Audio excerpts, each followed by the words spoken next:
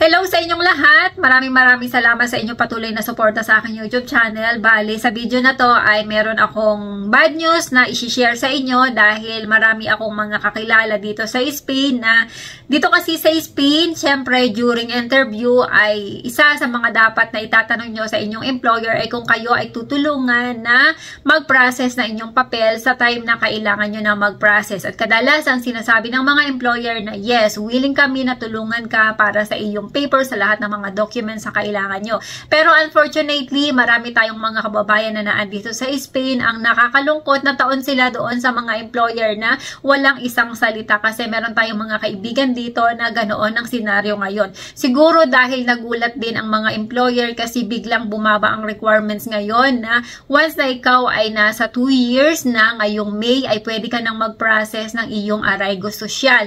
Kaya siguro biglang na nagbago ang isip ng mga employer dahil merong mga kababayan tayo na kakilala ko na nag-usap na sila ng employer kasi syempre sasabihin mo na sa employer mo na senyora o senyor, ako ay magpa-process na ng papel, ganito ganyan, ito yung mga requirements na kailangan. Biglang sinabi ng employer na hindi ka namin matutulungan, then mabuti na lang at matalino itong ating isang kababayan dahil ang ginawa niya ay tinawagan niya yung lawyer, then pinakausap niya doon sa kanyang employer at nag-usap sila, napilitan itong employer na asikasuhin o tulungan si kababayan na mag-process ng kanyang papel dahil meron siyang pananagutan kapag hindi niya tinulungan yung kanyang chika na mag-process ng papel. Pero sinabi nitong employer doon sa ating kababayan, once na nagkaroon na siya ng papel ay aalis na siya doon sa employer niya dahil nga sa siguro once kasi na nagkaroon na kayo ng papel dito sa Espanya, sa mga hindi pa nakakaalam, ang employer ay magkakaroon sila ng dagdag expenses dahil maliban doon sa salary na ibibigay doon sa chika monthly ay magbabayad sila ng SS kasi ang mga may papel dito ay merong binabayaran na SS at ang employer ay 80% ang kanilang share at 20% lang ang share ng chika, kaya masyadong malaki. Kaya mapapansin nyo din kadalasan dito mas malaki ang sahod ng mga wala pang papel kesa sa mga may papel kasi nga dahil doon sa SS na binabayaran ng mga may papel. Ang kagandahan naman kasi once na may papel ka na dahil nagbabayad ka ng SS, hindi ko lang sigurado kung ilan yung limit ng taon na pagdating ng panahon ay ikaw ay may mape-pension dito pag ikaw ay nag-retire na.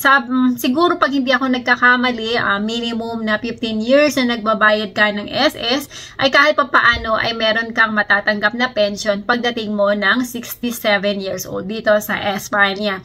Pero syempre, the more na mas marami kang taon na naibayad parang sa SS natin sa Pilipinas, mas malaki din yung matatanggap mo.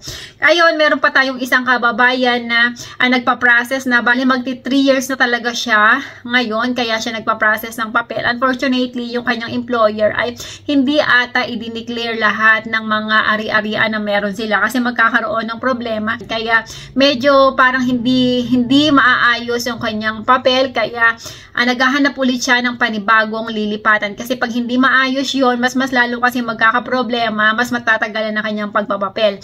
Kaya nawa sa mga pupunta dito, sana ang mapuntahan nyo na employer ay yung kayo ay tutulungan kasi nga marami din kasi mga kababayan tayo dito na nakatagpo ng employer na puro salita lamang na tutulungan sa pag-process ng papel pero pag dumating na yung time ay hindi tutulungan. Pero tatandaan nyo lang na once kayo ay nakapagtrabaho na doon sa employer na yon na magdadalawang taon, sila ay may pananagutan na sa inyo. Mapipilitan sila na kayo ay tulungan para kayo ay magkapapel. At kung sakali man na kayo ay magkapapel na at kayo ay paalisin doon sa inyong employer ay walang problema dahil maghanap lang kayo ng employer nalilipatan nyo, then paglipat nyo doon sa employer ay kayo ay iaalta agad para doon sa SS ay walang magiging problema. Ang importante lang talaga ay magkaroon kayo ng papel. Then may mga kababayan tayo na talagang hindi sila matutulungan o time na magpa-process sila ng papel then wala silang employer na tutulong sa kanila o wala silang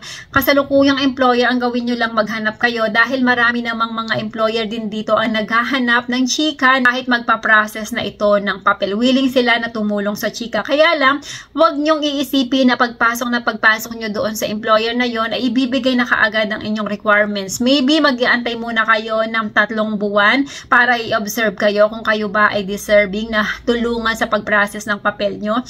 Pero syempre, hindi naman na yung ganun katagal. Mabilis lang naman ang araw, kaya antayin nyo yun lang.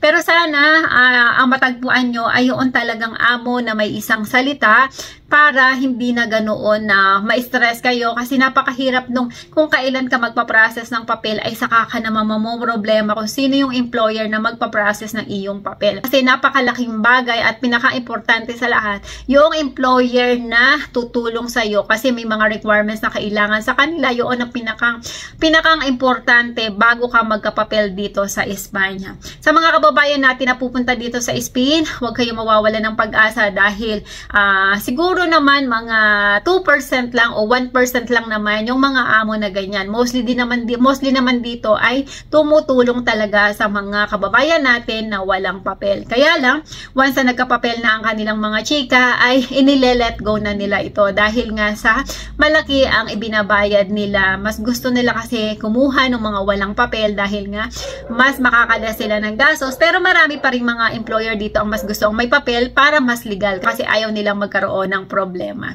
Ayan, sa mga kababayan natin na patuloy pa rin na nangangarap na gustong makarating dito sa Espanya, ituloy nyo lang ang pangarap nyo, push nyo lang kung ano yung nakikita nyong possible na paraan para makapunta kayo ng Espanya, ay ituloy nyo lang, asigurado naman kapag will talaga ni Lord na kayo ay makarating dito, makakarating kayo sa tamang panahon. Ayan, maraming salamat sa inyong panonood at magkita-kita tayo sa mga susunod kong videos.